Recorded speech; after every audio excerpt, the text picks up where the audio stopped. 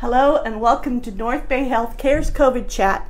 With us is our Chief Medical Officer, Seth Kaufman, who will answer your questions and give an update on the latest on the COVID and the COVID surge. Take it away, Dr. Kaufman. Hey, thanks, Robin. Good morning, everyone. It has been a long time since we had one of these sessions. As always, what I'll do is start with some data, and then I have a couple hot topics that I know are important to many of you, and then we'll go right into your questions. I hope everybody is safe and doing well. I will say today is mostly an optimistic discussion. We have some encouraging data. I think we really are, things are improving. What you also hear though is it's difficult to know what things will look like in the coming months. So those are going to be some of the themes that you're going to hear about in the next 30 minutes. So why don't we start with the data. What's most important to those who work in the healthcare environment is the hospitalization rate.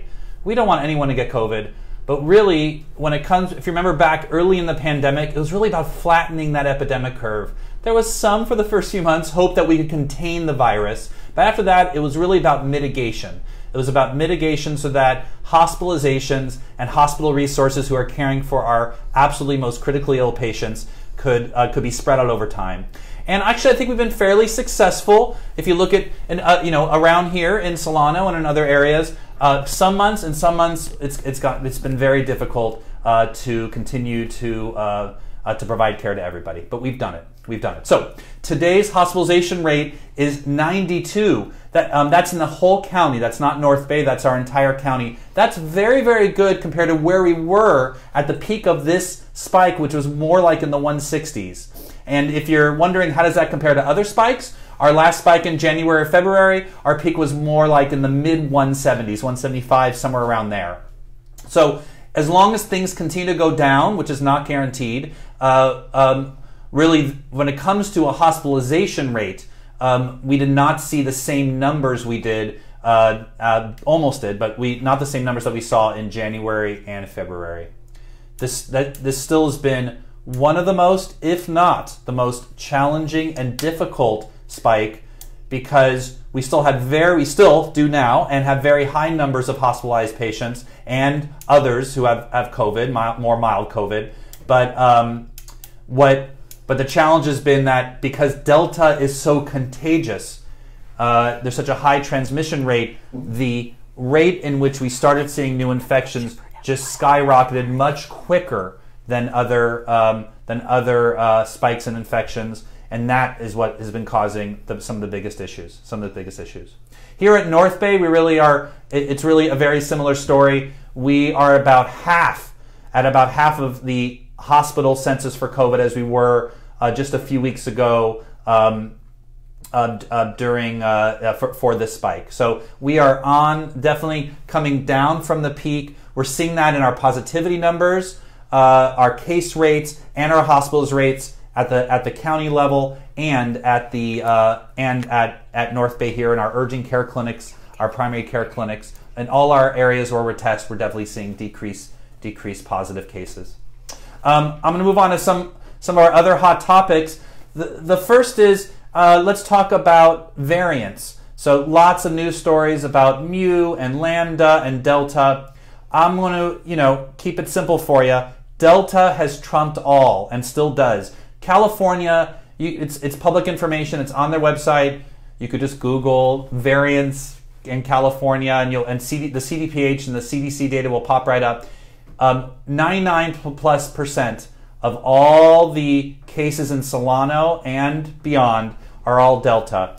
And these Mu, for instance, has been around since January, just at very low levels. It became a variant of interest because there's multiple mutations on that is thought to possibly evade the vaccine. But in general, the number is very low, and it appears things can change. It's very hard to predict the future right now, but it appears as though that Delta is outcompeting Mu, and it's outcompeting all the other variants too. Again, 99+%. Does that mean we're not going to see other variants? I don't know. I don't think anyone can really predict that completely.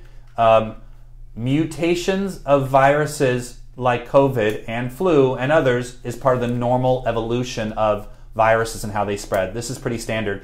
And if it's any consolation, actually, the mutation rate of COVID is less than flu. It doesn't change as quickly.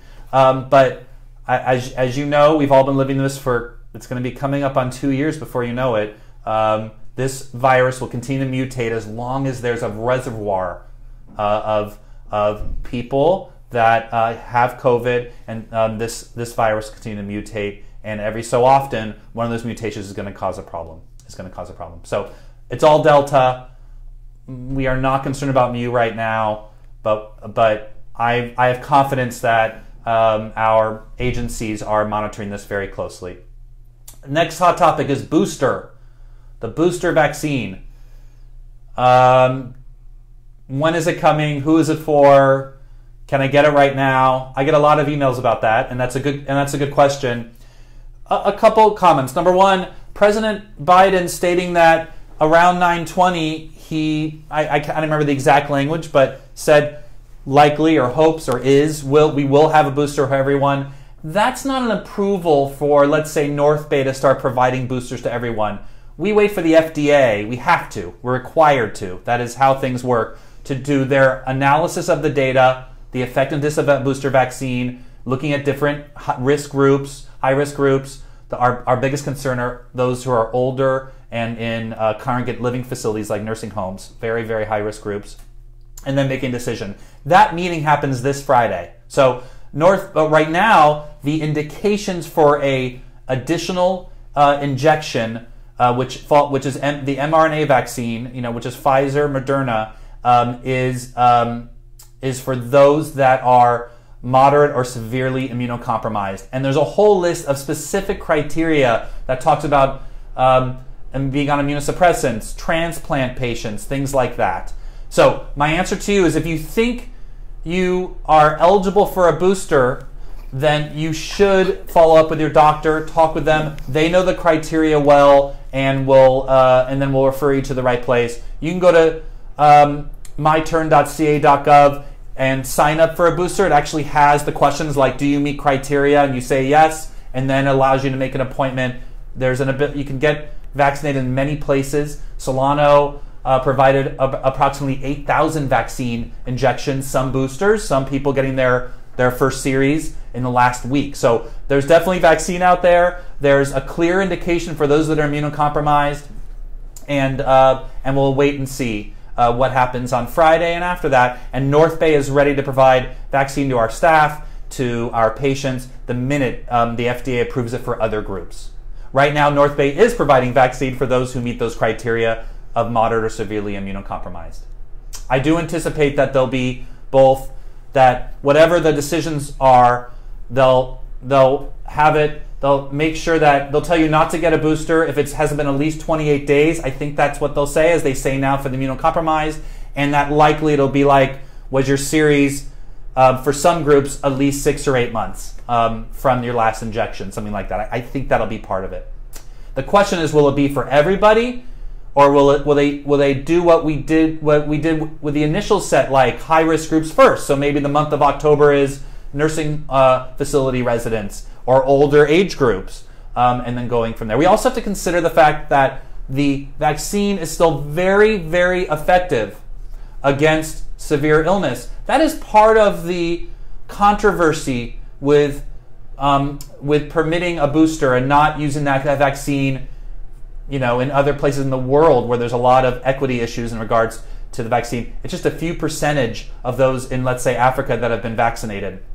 And if when it comes to discussions around what serves the if we're advocating for, let's say, Americans in that situation, remember that the world is small and people travel all over the place. This vaccine will be endemic.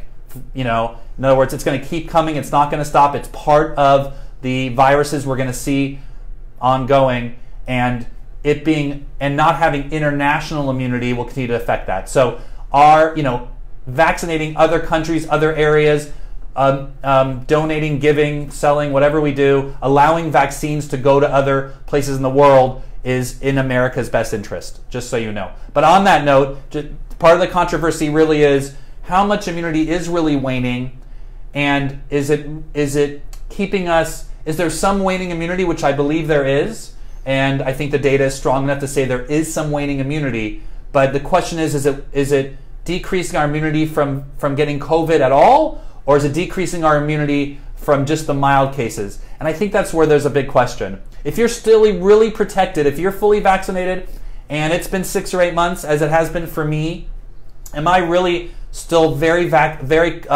protected from getting COVID and getting admitted to the hospital? And I think the answer to that is yes. But am I as protected from getting a mild form?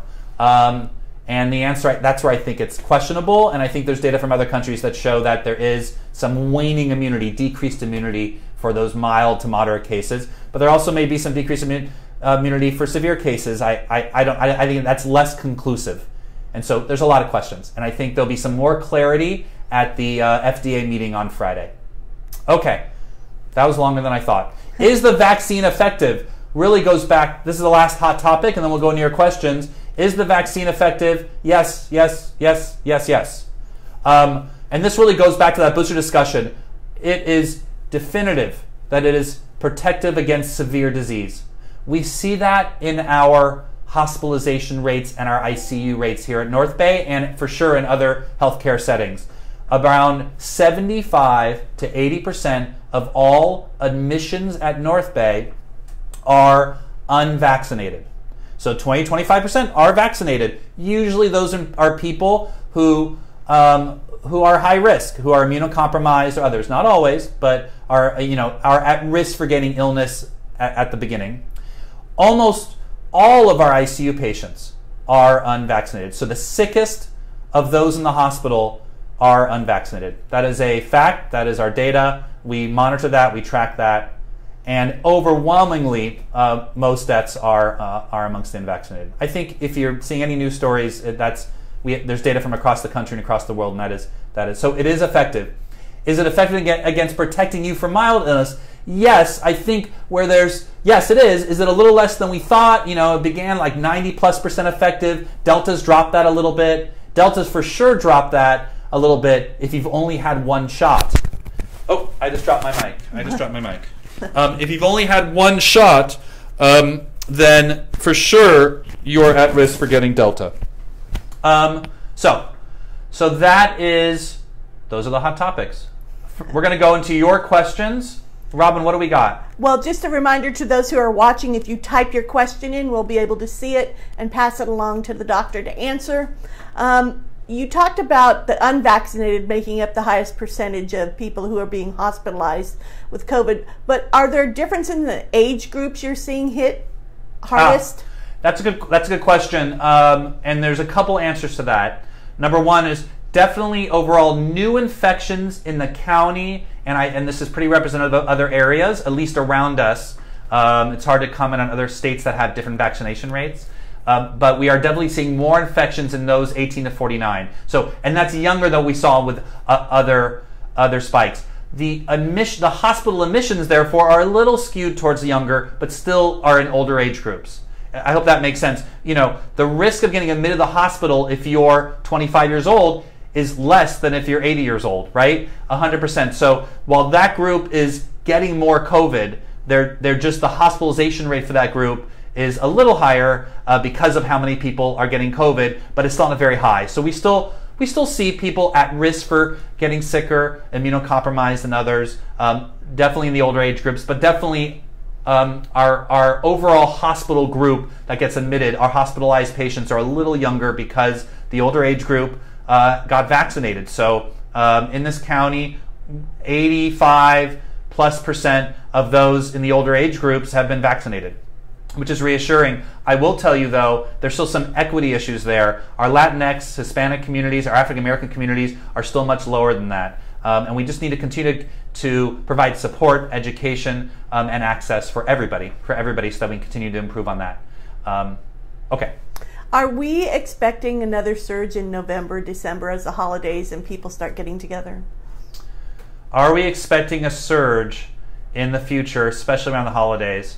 I want to say I hope not, because I'm as tired as you are, and I would really love to have a holiday where I don't think about COVID. Remember those days? Well, you didn't think about it. You didn't worry about who you're inviting. What are we going to do about how to prevent transmission? I don't really know the answer, and I would say there's experts out there. Everybody's saying some, different things. I think it's difficult. I think overall, likely we will have a spike in November and December. When we think about these spikes of infection, the reason we're seeing spikes of infection is not necessarily just because of holidays causing more, let's say, social gatherings without adequate protection, resulting in spikes of infections. There's probably more to it. So, there could be some biology of the virus that causes it to regularly kind of cause an upswing. It could be that we see an upswing and then there's some natural immunity for those that are not vaccinated, and some that have breakthrough infections that allow that people see the same people all the time, and then the infection rates come down. So I'm saying that all to you because it's not always given that, oh my God, a week to 2 weeks, or after the holidays we're going to see this. It is absolutely about people's behavior, but there's also other factors also.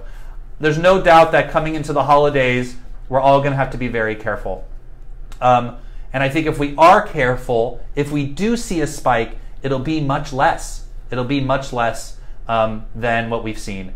If we're not careful, I think we're going to see a significant spike. All right, we have a few questions coming in here. What do we know about the Mu variant? Yeah, so what do we know about the Mu variant? It's been around for quite a while. I think there's some information out there seemed like it was a new variant. It's not. It's not a new variant. It's been around. Other countries, there's very few cases in the US right now, and it's outcompeted by Delta. So Delta outcompetes it. Beyond that, if you're asking things like, hey, is it more deadly? Hey, is it more contagious? I don't think a lot is known. It's so few cases. There's some information about that. The biggest concern is whether it evades the vaccine. And that's the biggest concern around it and why it has attention from the CDC and others. But again, what it looks like today is the Delta virus is outcompeting it. What are the current social distancing guidelines? I don't think those have changed. It remains 6 feet. I'll put my own 2 cents in there that those are developed pre-Delta. And what I tell my family and friends is be really careful. I used to tell you in previous spikes, we've been together, we've been doing this for quite a while, you and I, again, coming up on 2 years, that hey, outside, try to be outside, mask wearing outside. And sometimes I would say you don't have to wear a mask outside in the previous spikes. This is a very, very contagious variant. Remember that with the wild type, which is the original virus, your chance of infecting others, the R0 was about 2.5. So one person can infect 2.5. This is more like 6 or 8. So, you can do the math, right? So what I'm telling you is, I think it's be as careful as you can if you don't want to get Delta, which is be vaccinated. Outside always helps, right? Or a lot of ventilation if you need to see somebody, and wear masking and hand hygiene. Nothing's changed. But I haven't seen anything that said that 6 feet is not still the rule, but I would just tell you that I think that's based on less contagious variants, and we just need to be as careful as we can and be as far away as you can. All right, I have a couple questions that are sort of related to the after you get over COVID, like the long-term side effects. This person has heard that there's kidney failure could be a problem, and then another is asking if the sense of smell and taste ever comes back for those people who lose it. There's questions about there's some question about what we call long haulers, so people have chronic symptoms, and also about, I'm going to say, when it comes to the kidney discussions, it's really like, hey, what are the longer term adverse events that you see from COVID? I'll start by saying there was just a study that came out of Israel where they looked at people with COVID. They also looked at other groups also, and compared them, matched them. So it was a match study where they look at 2 cohorts, those who had COVID, and they looked at 6 weeks out, and they compared it to people who didn't have COVID, and did they suffer from other things besides COVID in those 6 weeks? And they did. They had higher rates of blood clots. They had higher rates of myocarditis, which you hear about from the vaccines, very low rate, but things like kidney issues. So yes, we do see that even when you get over COVID, you are at risk. Doesn't mean you're going to get it, but you are at risk for other things like kidney disease and things like that. So yeah, you should be monitored if you've had COVID for a while. If you're not feeling well, get checked out. If you're having a headache or chest pain or things like that. And this is not a medical talk as much as an epidemiological talk. So talk to your doctor, they'll go through it with you. But the answer is there is longer term adverse effects from COVID. It's a nasty virus. The numbers are still pretty low. So when you hear, if that sounds scary to you, like maybe you had COVID and you're like, oh my God, I'm 6 weeks out, am I going to get a blood clot in my lung or my legs? The answer is the risk is still pretty low, but it's definitely above the normal population. And by the way, to put in my 2 cents on, should I get vaccinated for those who are not vaccinated, that same study compared, hey, I had COVID, what are my risks in the next 6 weeks? And hey, I got vaccinated, what are my risks in the next 6 weeks? And the rate was completely different. In other words, if you get COVID, you're at risk for all these things, and it's at a much higher risk rate than if you get vaccinated. And remember, you can get myocarditis from both. There is some myocarditis we've seen, mild, people do fine from getting the COVID vaccine, very low rates. And it's much higher if you actually get COVID. The difference there, by the way, if you look at it, is you choose to get vaccinated, you don't choose to get COVID. So does that make sense? So it's you got to look at the study yourself and decide what's best. I want to answer the question around taste and smell.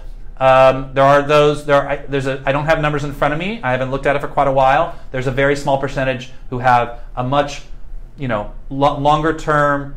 I think there's some that have fairly permanent loss of taste and smell. I think it's on the lower end of the percentage scale there, but people can have taste and smell loss for quite a while, and then it slowly comes back. And if you're listening to that and this is somebody who's had it, talk to your doctor. I think there's therapies, there's things that you can try and do, and there's a lot of post-COVID clinics out there in Europe and other places. We're years into this. There's some practice out there that you could try. But if you had it for a few weeks, for most, it will slowly come back. It's one of the last symptoms that kind of goes away. But there is some data that it's much longer term, if that helps. What's the word on vaccine for children under 12? Well, I have an 11-and-a-half-year-old, so I am watching it as closely as you are. We're hoping that group will be approved. I don't know what age group it'll start at, and I sometimes receive emails about that. Will it be 9 to 12 or 9 to 11, right? 12-year-olds can now, so 9 to 11 or 5 to 11. And I hear October. I haven't seen a dedicated meeting. I'm not sure. I don't know when it's going to be discussed. I don't think it's part of this Friday meeting with the FDA, but maybe there's stuff that I don't know around this. I'm hoping October for school and things like that. While we're on that topic, let's look at the time. We're good on time. What's happening in the schools in Solano? What are we seeing? I'll tell you that our Solano County public health colleagues are watching for outbreaks and clusters in schools around the clock. We are seeing, and maybe you've been part of some, we are seeing clusters in school, but there's really, I believe at this stage, only one actual outbreak. The difference there is they're seeing some positives all in the same area of school, but when they contact trace, they came from the family, social gathering, something outside the school. An outbreak is there's actually spread within the school, and I'm only aware of one instance in Solano County when everybody is back in school, right, with all the regulations around masking and those kind of things. So that's not bad. That's not bad. I think where there continues to be opportunity is making sure that we have ample testing access to everybody, right? So that kids who have even a sniffle can easily get tested, that we're identifying those that are positive early on. So I'm definitely a fan of like serial antigen testing. Those are the fast ones you can buy at Walgreens. One test is somewhat helpful. Multiple tests over multiple days is really helpful. I'm an advocate for kids being in-person school as long as we can have all those things in place. I do think we're doing pretty well, and this has been an atrocious spike of cases, and we're getting through it. I still think it doesn't mean we're out of the woods yet, but I think everyone's done what they can to keep our kids safe, and I do think the next step is getting that vaccine to a younger age group. and I'm hoping in October. All right, there's a lot of news out there about treatments, and one of them we hear a lot about is Regeneron. What is Regeneron? When do you get it? Does NorthBay offer it? So that question is about Regeneron and whether NorthBay offers it, and the answer is yes. Why don't we just talk about all treatments? And I'll try to make it short here. Regeneron is the monoclonal antibody that's currently indicated for Delta and for COVID, because everything's Delta right now. We've been using these monoclonal antibodies for quite a while. President Trump got it when he got sick. There are pretty specific criteria for receiving it. And because it's not a miracle drug, it does help with hospitalizations, but there's really balanced criteria so that you're getting a medication that will likely be effective in keeping you out of the hospital if you have COVID. It's definitely for those with mild symptoms and those at high risk for getting sick from the disease. Talk to your doctor. They know the criteria well. If you're a NorthBay patient, we have ways for you to get it. It's best delivered in the first 10 days of your illness. So don't sit on it. Make an appointment. It'll probably be virtual, and we'll get you Regeneron. There's also some very narrow criteria that just came out in the last month or so, looking at using Regeneron for those who don't have COVID, but were confirmed to have an exposure and are at high risk for getting illness, especially not vaccinated. So also, if you've been exposed and you're like, oh my God, I'm at serious risk for getting hospitalized with COVID, I'm not vaccinated, whatever, it doesn't matter what it is, make an appointment with your doctor. They know the criteria. It's public, by the way. It's on the it's on the CDC website. It's on other places, and they'll set you up if you meet criteria. There's other treatments, by the way, that we use all the time, and it severely decreased the death rate. I'm going to mention one. There's a lot, but I'm going to mention one to make a point, and that is prednisone. So steroids have been shown in those that need hospitalization to get them out of the hospital quicker, to avoid ICU admissions, to keep them healthier.